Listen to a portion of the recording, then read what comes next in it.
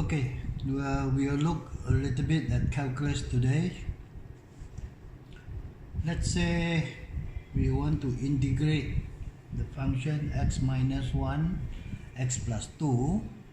Please remember that there's no such thing as a product rule or quotient rule in calculus. So if you were to put the answer as x squared over 2 minus x times x squared over 2 plus 2x, you are totally wrong, right? So the first thing is to simplify, right? Expand and simplify and differentiate term by term, okay? Part 2.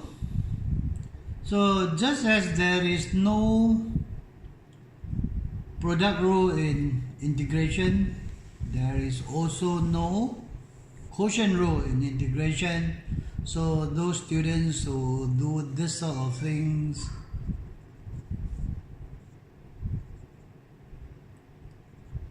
you just do not know what you are doing. Yeah, I think you got yourself very confused, right? So what you should do is expand the numerator and collect the like terms together, then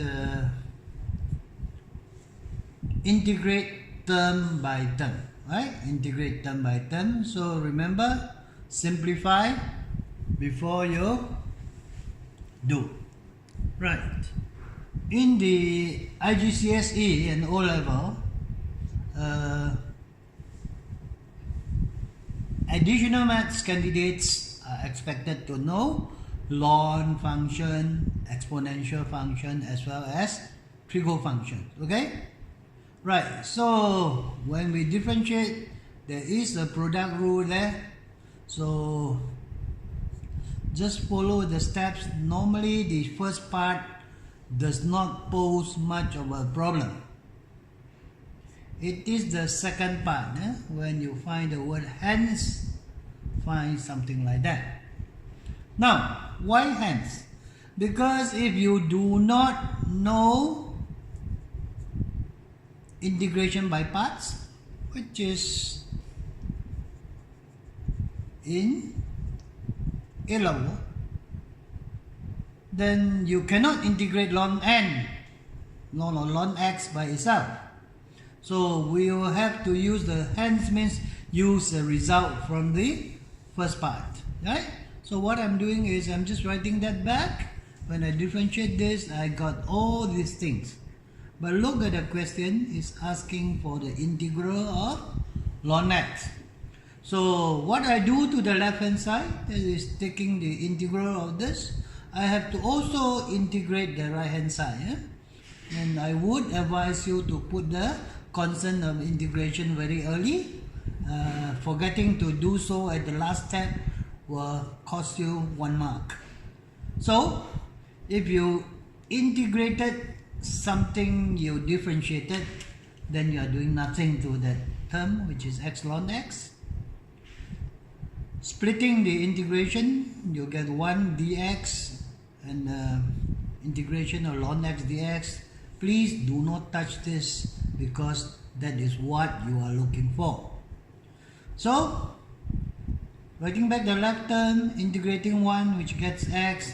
Don't touch this thing, and add the constant of integration, right? Shifting this to become the subject, and it gives you the answer. It would be prudent, yeah, if you have the time, just to check, differentiate the right hand side. It does give you the left hand side. That means you have done the sum correctly.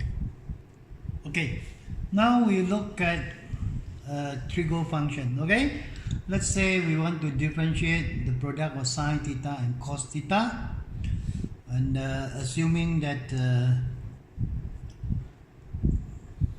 like what the IG and math students, they do not know. IG and math students do not know sine 2 theta is 2 sine theta cos theta. So I cannot do the simplification. So what I'll do is I'll do the product rule. So I get minus sine theta times sine theta, which is u dv dx. Then I get v du dx, which is cos theta times cos theta. So I write that very nicely as cos square theta minus sine square theta.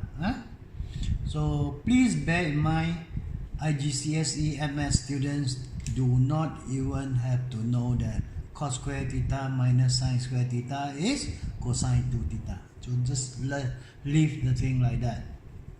Right, let's say the second part of the question asks you to hence find cos square theta d theta. Now this term hence always refers to the first part, and many students find difficulty connecting the two. So what you normally do is you write back the left hand side, take the integral of that, so you do to the right hand side integration as well. And my advice to you is write the constant of integration very early. Alright? So once again, you differentiated something and then you integrated the same thing. That means you have done nothing to the thing. Right? So this right hand side, I would prefer to write the sine square theta as 1 minus cos square theta to make work a little easier. Right? So